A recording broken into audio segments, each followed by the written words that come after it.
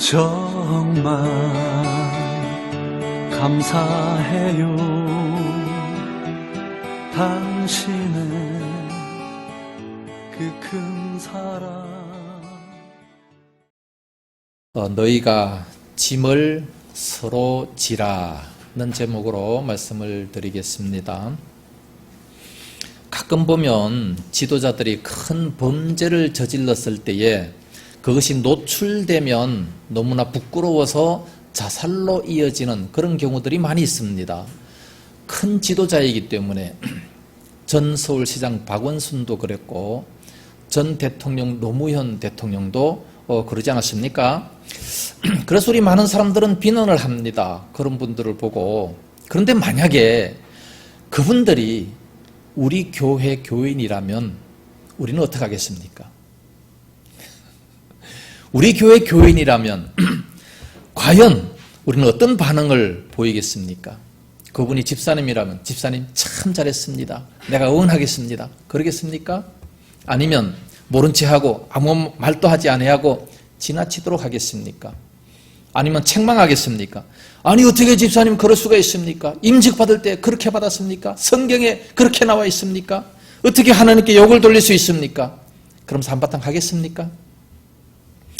곰곰이 한번 저는 생각해 봤어요. 만약에 우리 교회에 그런 사람이 있다면 제가, 목회자가 어떻게 그런 사람들을 대응할까? 아니면 우리 모든 성도들이 어떻게 그런 사람들을 대응할 수 있어야 할까를 생각해 봤습니다. 인간적으로 아무리 생각해도 답이 안 나와요. 그러나 성경을 읽어보니까 성경이 오늘 본문에 딱 나와 있어요. 오늘 성경 본문에 보니까 그 대답 아니겠습니까? 1절 보면 형제들아 사람이 만일 무슨 범죄한 일이 드러나거든 신령한 너희는 온유한 심령으로 그러한 자를 바로잡고 너 자신을 살펴보아 너도 시험을 받을까 두려워하라 말씀했습니다. 여기 보면 형제들아 사람이 만일 무슨 범죄한 일이 드러나거든 이라고 시작하고 있습니다. 무슨 범죄가 드러났다는 거예요. 이 범죄는 고의적으로 뭐 악한 계획을 해서 그런 행동을 하는 것이 아니고 실수입니다. 어떻게 잘못해서 실수를 해서 내가 이러려고 한 것이 아닌데 그냥 무의식적으로 육체적인 연약함 때문에 지은 그런 죄를 말씀하고 있습니다. 그런데 나도 모르게 이런 죄를 저질렀는데 이게 마치 청문회에서 모든 죄가 다 드러난 것처럼 다 발표가 돼버렸어요. 그러면 어떻게 하겠습니까? 나도 모르게 그것이 다 드러나서 만천하 앞에 공개가 다 돼버렸다는 말씀입니다. 이건 꼭 청문회에서만 그런 것이 아니고 우리 가정에서도 그런 일이 많이 있을 수 있습니다. 어느 날 초등학생 아이에게 헌금을 주었는데 그 헌금을 교회 가서 하지 않고 가게 가서 맛있는 거를 사 먹었어요. 부모도 몰랐어요. 며칠 지났는데 둘째가 살짝 와서 아버지한테 고자질을 합니다. 형이 말이지 헌금할 돈을 가지고 깎아 사 먹었어요. 그러면 아무도 모르는 것 같지만 다 드러났어요. 어떻게 해야 됩니까? 그런 것뿐만 아니에요. 때로는 남편이 아내 몰래 바람을 피웠던 것도 드러날 수가 있고 때로는 아내가 남편 몰래 계를 하다가 돈을 다 날려버릴 수도 있는 것이고 참으로 용납하기 힘든 남편의 과거, 아내의 과거, 이 잘못된 모든 것들이 다 드러날 수가 있다는 말씀입니다. 목회자의 실수도 드러날 때가 있다는 말씀이에요. 우리 모든 사람들은 다 드러날 수가 있는 겁니다. 그때 우리는 어떻게 해야 하는가? 하나님께서 어떻게 하라고 말씀하셨는지 오늘 본문에 세 가지로 구분해서 말씀하고 있습니다. 그 범죄가 드러난 사람에 대하여, 두 번째는 그 범죄를 본 자신에 대하여, 세 번째는 그 범죄를 본 이 공동체, 교회가 어떻게 해야 될 것인가를 말씀하고 있습니다. 오늘날 우리 그리스도인들은 정말 이 말씀대로 살아야 됩니다. 교회 안에서도 조금 잘못된 사람들을 보면 그저 정죄하기 그지 없습니다. 열심히 정죄하고 자기는 거룩한 척하는 이런 모습들을 많이 보지 않습니까? 오늘 본문은 정말로 교회 안에 중요한 말씀이라 생각이 됩니다. 첫 번째로 그 범죄가 드러난 사람에 대해서 어떻게 해야 하는가? 1절 상반절 보면 형제들아 사람이 만일 무슨 범죄한 일이 드러나거든 그랬습니다. 대부분 사람들은 자기의 약점이나 잘못된 것, 실수가 드러나게 되면 어떤 반응을 보입니까? 창피하다 그러죠. 수치를 느끼죠. 수치를 느끼면 어떻게 해요? 도망갑니다. 숨습니다. 부끄러워서 숨어요. 이거는 아담도 그랬습니다. 아담이 범죄하고 난 이후에 부끄러워서 숨지 않습니까? 물론 그렇지 않는 사람들도 있어요. 죄를 범했음에도 불구하고 그것이 다 드러났음에도 불구하고 나만 그런가 뭐 아주 뻔뻔한 아주 당당한 그런 사람들도 있습니다. 이런 사람들은 양심에 화인 맞은 사람이고 대부분 사람들은 부끄러움을 느끼게 됩니다. 그래서 도망가고 싶어하고 피하고 싶어합니다. 그런데 여기에 드러나거든 이라고 말씀하고 있습니다. 이 드러나거든 이 원문의 뜻을 보면 어찌할 수 없는 상황에 처하고 혼자의 힘으로 감당할 수 없는 그런 상황에 처하는 겁니다. 자기도 모르는 사이에 다 그냥 드러나 버렸어요. 그러니 어떻게 하겠습니까? 핑계할 수도 없는 거예요. 이때는 사람 만나기도 귀찮아지고 사람들이 나를 어떻게 볼까 막 소름이 끼쳐지고 또는 영적인 우울증에 빠지게 되는 겁니다. 근데 특별히 나는 아주 의롭게 살았다고 강하게 느끼는 사람들, 의가 강한 이런 사람들은 훨씬 더 합니다. 내가 일평생 남들에게 나쁜 짓 안 했고 정말 하나님 앞에 헌신한다고 했는데 그런데 이렇게 자기의 모든 죄가 다 드러나 버렸어요. 이런 사람들은 정말 견딜 수 없습니다. 그래서 자살까지 이어지는 이런 사람들이 많아요. 지도자들이 대부분 그렇지 않습니까? 그런데 이것이 청문회에서만 드러나는 것이 아니고 우리 모든 사람들은 전부 다 드러나게 돼 있어요.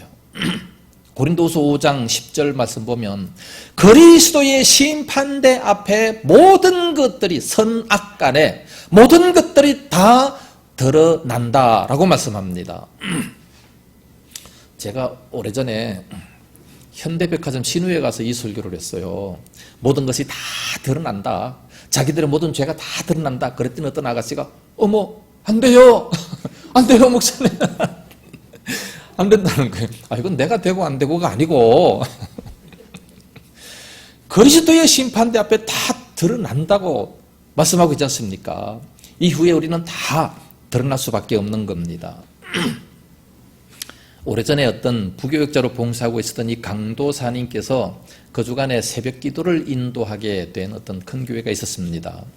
근데 월요일에 그만 일어나지 못하고 잠을 자고 말았어요. 한 번도 그런 일이 없는데 주일날 너무 피곤해서였는지 월요일날 그냥 잠을 그냥 푹 잤어요. 종소리도 듣지도 못했어요. 일어나 보니까 6시입니다. 어찌할 수가 없었어요. 막 가슴이 두근거립니다. 교인들이 나를 보면 뭐라고 할까? 목사님께서 나에게 어떤 책망을 하실까? 생각하니까 불안해서 견딜 수가 없었던 겁니다. 그래서 혹시 보는 그 교인들마다 목사님 오늘 새벽기도 안 나오셨네요. 왜 안 나오셨어요? 회개하세요. 그런 소리 들을 거 생각하니까 교회 가기가 싫어지는 거예요. 목사님께서는 또 부목사가 말이지 경건성이 떨어져가지고 어떻게 앞으로 목회를 하려고 그래. 그러니까 저기 기도원에 가서 한 40일 금식 기도는 하고 와. 이런 소리를 듣는다면 어떻게 하겠습니까? 너무 불안해가지고 막 그렇게 있는데 그때 담임 목사님을 딱 만났어요. 그 목사님께서 하시는 말씀이 괜찮아. 목회를 하다 보면 그럴 때가 엄청나게 많이 있어. 피곤하니까 못 일어날 때가 엄청나게 많이 있어. 그 말에 이 사람이 굉장한 위로를 얻고 굉장한 힘을 얻었다고 합니다. 그래서 그 강도사님은 일평생 그때를 잊지 못하고 그 감격을 잊을 수가 없어가지고 죽도록 지금까지 충성한다고 하는 그런 간증을 들었습니다. 오늘 성경은 이렇게 교회를 옮기고 싶고 막 신앙을 버리고 싶고 막 불안하고 낙심하고 막 죄의식에 사로잡힌 이런 자들에게 어떻게 하라고 말씀하고 있습니까? 신령한 너희는 온유한 심령으로 그러한 자를 바로잡고 라고 말씀하고 있습니다. 여기 바로잡는다라고 하는 것은 인격을 완성시키다, 거물을 깁는다 그런 뜻입니다. 거물이 찢어서 이렇게 고기가 다 새요. 그런데 거물을 깁는다. 그래서 인격을 완성시킨다 그런 뜻입니다. 너무 책망하고 나무라고 막 정죄하는 그런 것이 아니고 회복시키는 겁니다. 그 인격을 완전히 회복시키는 거예요. 그래서 이 단어는 본래 적골이라는 단어입니다. 이 뼈가 부러졌는데 뼈가 이렇게 어긋났는데 그것을 이렇게 똑바로 맞추는 그런 일을 지칭하고 있는 겁니다. 그러니까 이 몸을 정상적으로 회복하는 길이고 이 거물이 제 기능을 할 수 있도록 이렇게 다 꿰매서 회복하게 원상 회복을 뜻하는 그런 말씀이 되는 겁니다. 일어설 수 없는 사람들은 일어서게 하고 상처난 부분을 드러내놓고 후벼 파는 것이 아니라 어루만지며 감싸주는 그런 모습으로 해라 말씀하고 있습니다. 잘못하면 잘못한 그 사람 스스로가 상처를 받습니다. 그래서 마음의 상처를 받고 감정의 상처를 받고 자존심의 상처를 받고 그 인격의 상처를 받는데 그런 사람들을 회복시켜주는 거예요. 다 치유해주고 회복시켜주라 그렇게 말씀하고 있습니다. 오늘날 교회 안에서 이런 사건들이 일어날 때에 더 이상 집사의 직분을 감당하지 못하고 권사의 직분을 감당하지 못하고 목사의 직분을 감당하지 못하는 이런 사람들이 많이 있는 겁니다. 그럴 때 그것을 감당할 수 있도록 회복을 시켜준다는 말씀이에요.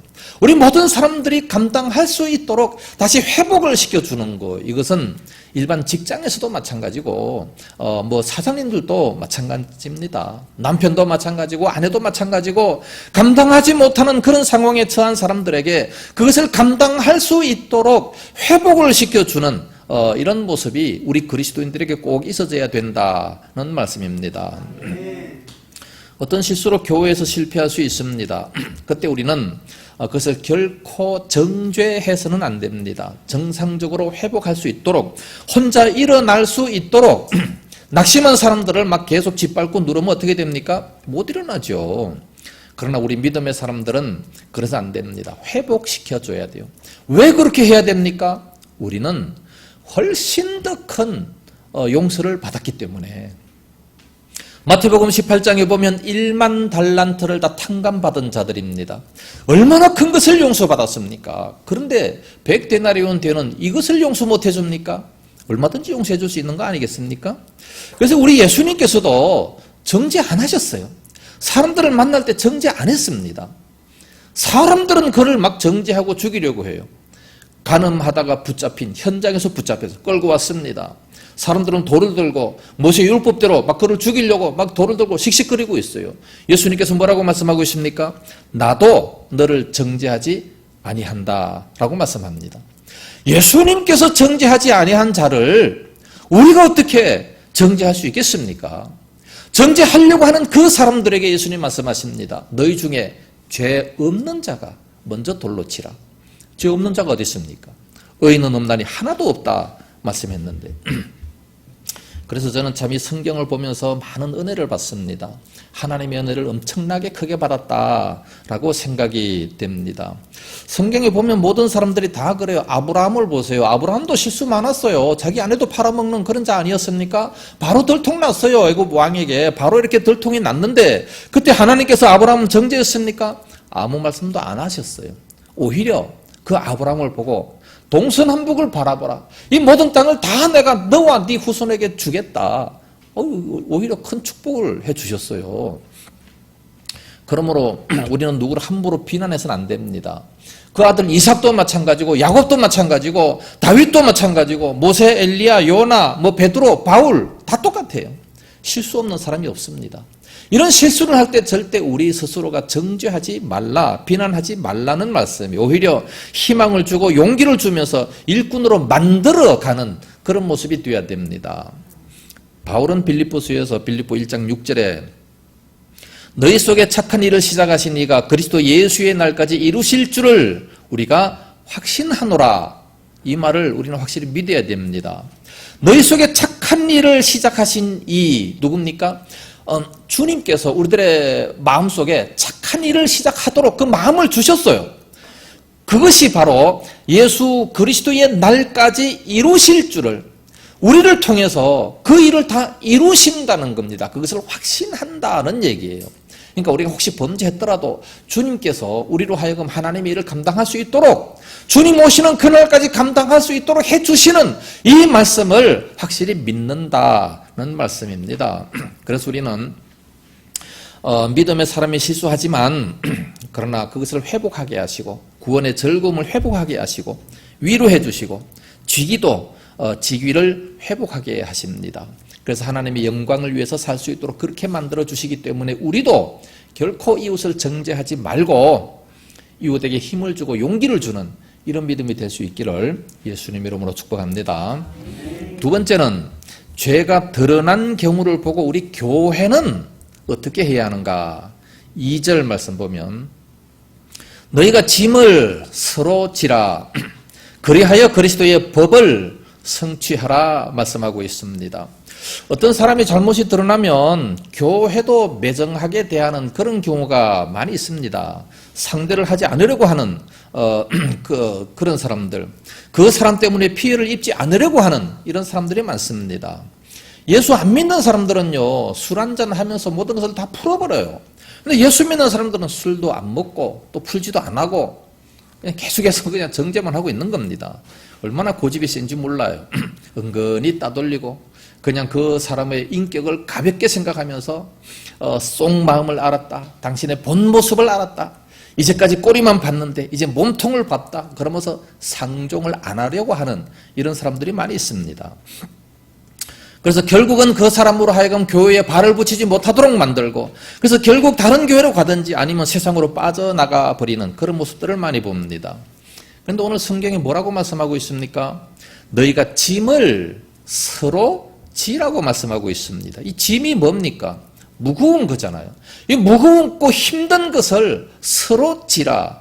그렇게 해서 그리스도의 법을 성취하라 말씀하고 있습니다. 그래서 우리 교회는 한 공동체이기 때문에 같은 한 식구입니다. 천국 나라의 한 식구잖아요. 누가 한 사람이 잘못되면 우리가 같이 짐을 져야 돼요. 그 교회 교인이다. 그러면 그 교회 전체가 다 얼굴에 먹칠하는 겁니다. 그렇기 때문에 같이 해결할 수 있도록 해야 돼요. 혼자 감당할 수 있도록 하는 것이 아니고 혼자는 힘듭니다. 너무 힘들기 때문에 못해요. 너무 벅찬 짐일 수 있습니다. 그래서 우리는 함께 져줘야 됩니다. 그래서 그리스도의 법을 성취하라. 그리스도의 법이 뭡니까? 그리스도의 법은 곧 사랑의 법이죠. 사랑의 법. 이 사랑의 법을 성취하라 말씀하고 있습니다. 그래서 우리 믿는 사람들은 사랑이 없으면 안 돼요. 아무리 큰 소리로 뭐 사랑한다 그러지만 실제로 이런 행동이 나타나지 않으면 울리는 꽹가리가 된다 말씀하고 있습니다. 아무런 유익이 없다 말씀하고 있습니다. 그러므로 우리가 서로 사랑하면 그러면 너희가 내 제자가 되리라. 예수님께서 말씀하셨잖아요. 사랑하지도 아니하고 말만 한다면 야고보서에 보면 거짓말하는 자다. 하나님을 거짓말로 믿는 자다. 그렇게 말씀하고 있습니다. 그래서 우리는 모두가 다 한 지체이기 때문에 한 마음을 품어야 됩니다. 고린도전서 12장 26절에 만일 한 지체가 고통을 받으면 모든 지체가 함께 고통을 받고 한 지체가 영광을 얻으면 모든 지체가 함께 즐거워하느니라 말씀하고 있습니다. 한 지체가 고통받으면 다 같이 고통받아요. 한 지체가 즐거우면 다 같이 즐겁지 않습니까? 여러분 한 사람이 잘 되면 우리 교회 영광이에요. 예? 한 사람이 감옥 가면 그 교회에서 감옥 간 사람이 나왔다. 이게 참 우리 교회 수치 아니겠습니까? 그래서 다 지체라고 말씀하고 있는데 이 지체 이빨이 아픈데 이빨이 막 아파서 잠을 못 잡니다. 그럼 뭐 손과 발은 생각하기를 아니 이빨이 아프지 손이 아프냐 발이 아프냐 그러면서 자기는 마음대로 편안하게 잠을 잘 수 있습니까? 못 자요. 다 같이 붙어 있는 겁니다. 온몸은 한 지체다 그렇게 말씀하고 있습니다. 그래서 같이 져야 할 짐이 있다면 서로 같이 져야 된다는 말씀이에요. 이게 바로 그리스도의 법을 지키는 것이다. 서로 이 그리스도의 사랑을 나누는 것이다 말씀합니다. 우리 예수님께서는 우리들을 구원하시기 위해서 십자가에 못 박히지 않았습니까?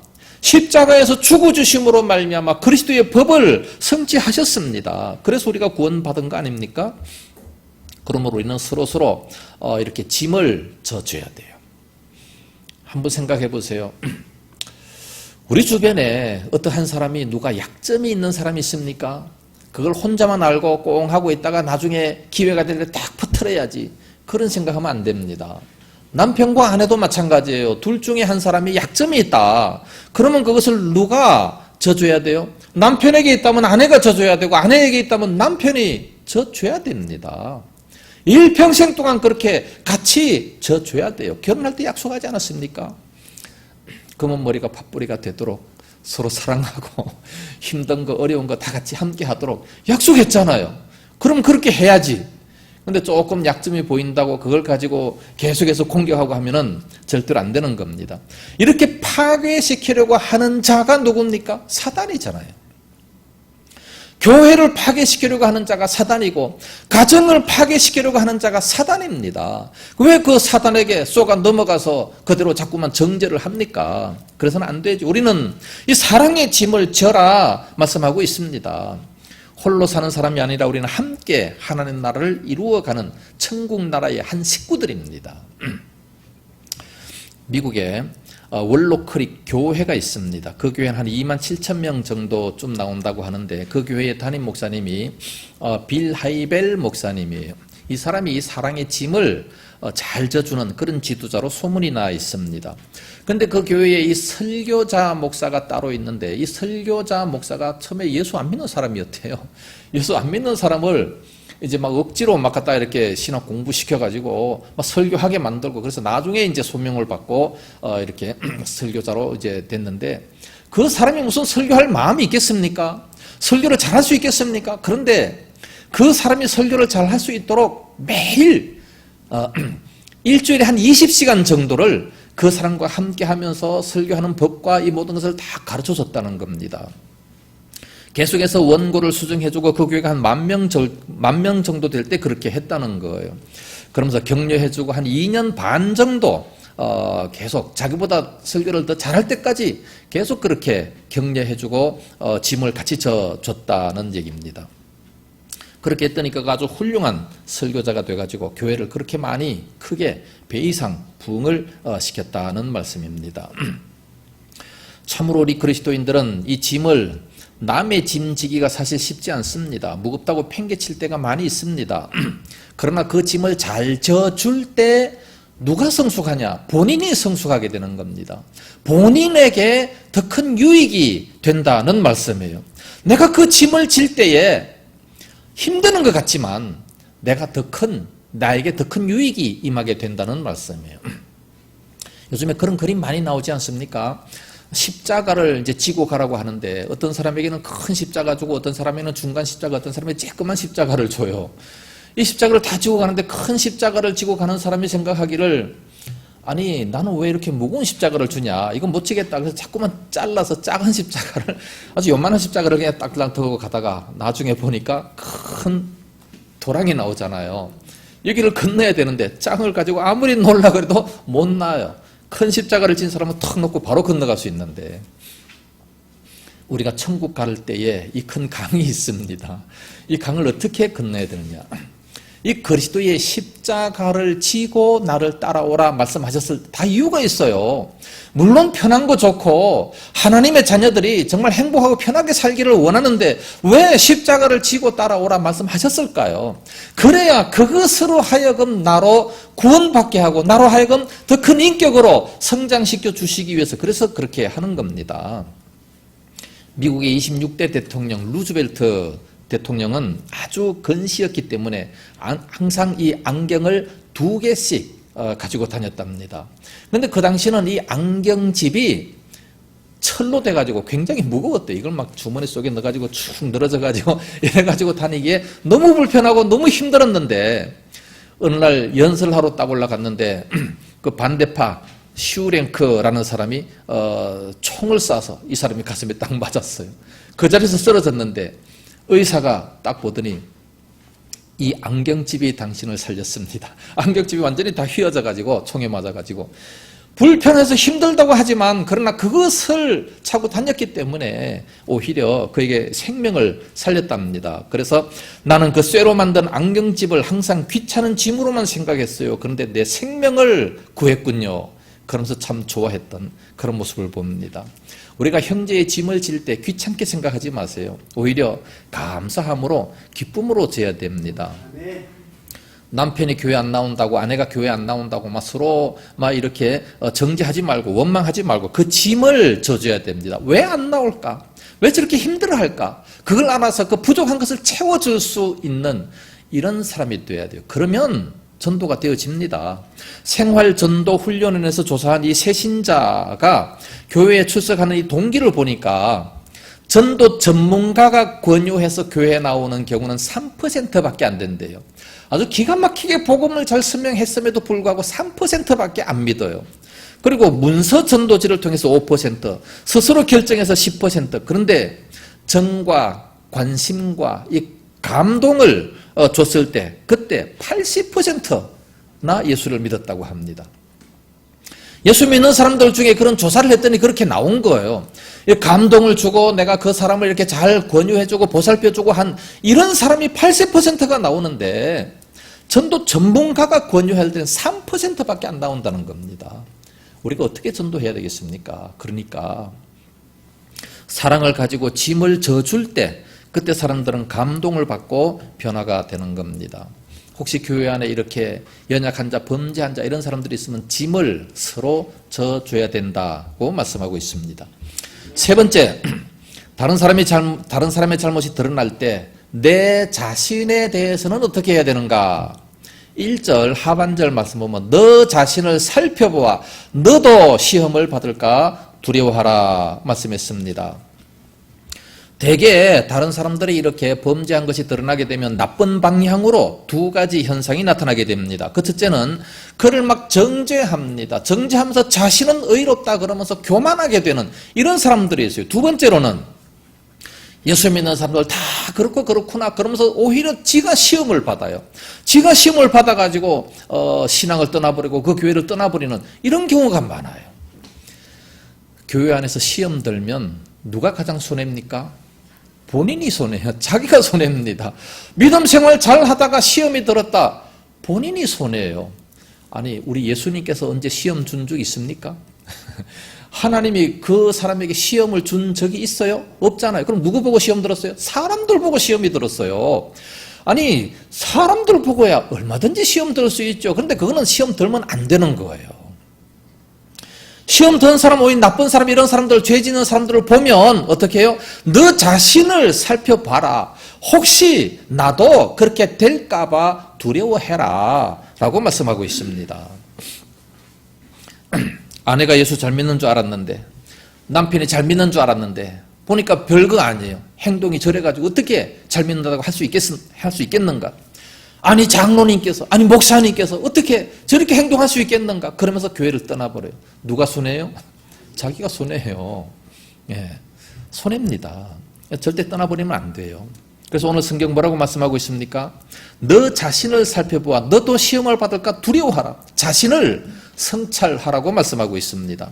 자기도 그런 범죄에 빠질 수 있는 가능성이 있다는 사실을 알고 조심하라는 얘기죠.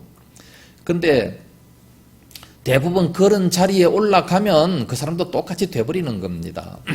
어떤 그 재정을 맡은 그 높은 그 직위에 있어서 재정을 맡은 사람이 얘기하는데 자기가 그 밑에 있을 때는 그 사람을 그렇게 욕하고 했는데 지가 올라가 보니까 지가 더 많이 해먹더래요. 그 자리 가면 그렇게 되잖아요.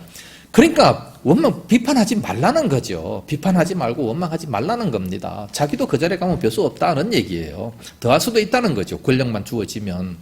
그래서 자신을 잘 살펴봐야 됩니다. 두 번째는 자신의 연약함을 인정해야 됩니다. 3절에 보면 만일 누가 아무것도 되지 못하고 된 줄로 생각하면 스스로 속임이라. 아무것도 되지 못했음에도 불구하고 된 줄로 생각하는 게 교만이잖아요. 그게 스스로 속이는 겁니다. 자기도 하나님의 은혜가 떠나면 얼마든지 그렇게 실수할 수밖에 없다는 것을 말씀하고 있어요. 그렇기 때문에 절대 비판하지 말라는 겁니다. 세 번째는 자신은 떳떳하고 자랑하지도 말아야 돼요. 4절에 보면 각각 자기의 일을 살피라. 그리하면 자랑할 것이 자기에게는 있어도 남에게는 있지 아니하리니. 대부분 사람들은 스스로 자랑을 많이 합니다. 부모들은 자기 자식들을 많이 자랑해요. 다른 사람들을 보면 아무것도 아닌데 그걸 그렇게 그냥 막 침이 마르도록 자랑을 하는 거예요. 그러나 자기를 보면 자랑할 것이 있어도 남에게는 없다는 거예요. 자랑할 것이 없다 말씀합니다. 그래서 교만하게 자랑하지 말아야 된다는 것을 말씀합니다. 그래서 선줄로 생각하거든 넘어질까 조심하라 성경은 말씀하고 있습니다. 높은 데 마음을 품지 말고 도리어 낮은 데 처하며 두려워해라 말씀합니다. 절대 남을 함부로 정죄하고 비판해서는 안 된다는 말씀입니다. 네 번째는 자신에게 주어진 책임을 다해야 됩니다. 5절에 보면 각각 자기의 짐을 질 것이라 자기가 마땅히 해야 할 것을 해라 말씀하고 있는 겁니다. 자신을 살펴서 자신에게 주어진 그 짐을 지고 가라는 말씀이죠. 각자에게 맡겨주신 것 있지 않습니까? 그걸 끝까지 감당해야지. 저 사람이 시험 들었다고, 저 사람이 범죄했다고 나까지 같이 범죄해버리고 같이 시험에 들어버리면 얼마나 바보 같아요. 그러면 안 되잖아요. 자기에게 맡겨진 책임을 끝까지 묵묵히 해내라는 말씀입니다. 그래서 최선을 다해서 끝까지 주님 오시는 날까지 봉사를 하라는 말씀입니다. 우리는 어떤 사람입니까? 신령한 너희는 그렇게 말씀하고 있잖아요. 우리는 신령한 사람이에요. 예수 믿는 사람들은 다 신령한 사람입니다. 믿지 않는 사람들과 질적인 차이가 있어요. 신령한 사람은 신령한 사람답게 살아야 됩니다. 신령한 사람답게 서로 짐을 져줄 수 있는 그런 모습이 돼야 되는 거 아니겠습니까?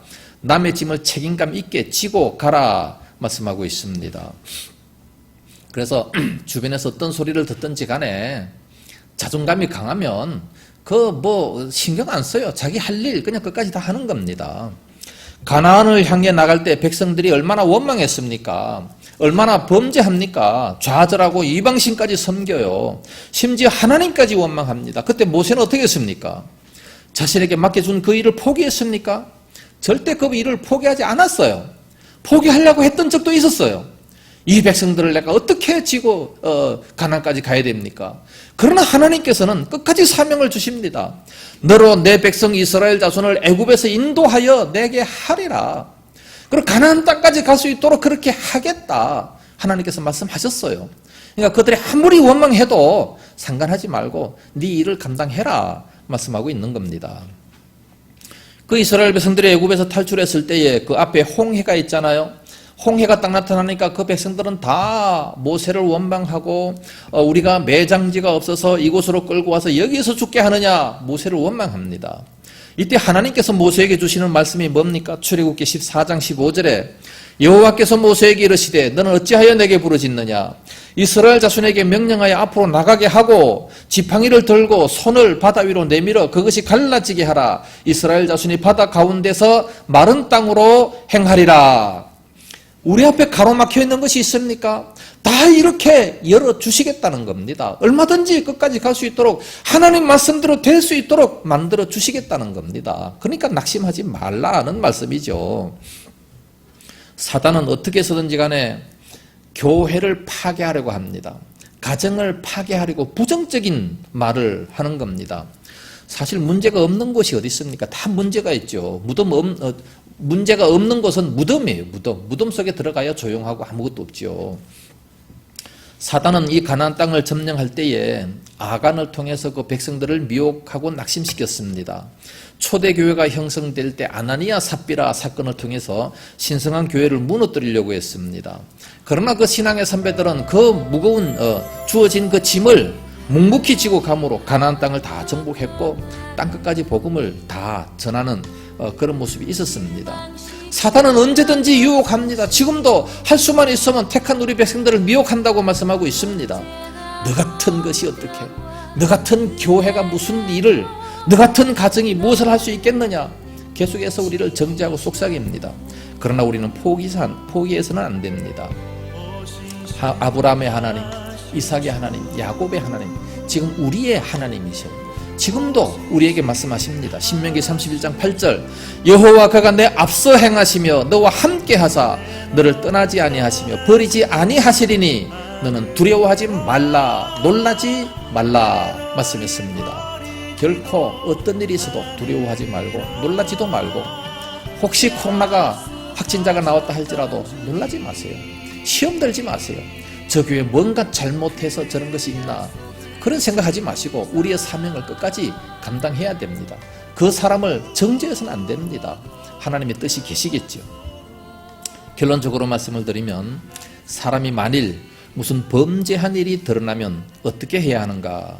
짐을 서로 짐으로 그리스도의 법을 성취해야 됩니다. 그리고 자기 자신을 살펴보면서 자신도 시험을 받을까 두려워할 수 있어야 됩니다. 그렇게 살아감으로 말미암아 우리가 가는 그 모든 발걸음에 항상 작은 천국이 이루어지는 이런 놀라운 역사가 저와 온 성도들 앞에 있어지기를 예수님 이름으로 축복합니다.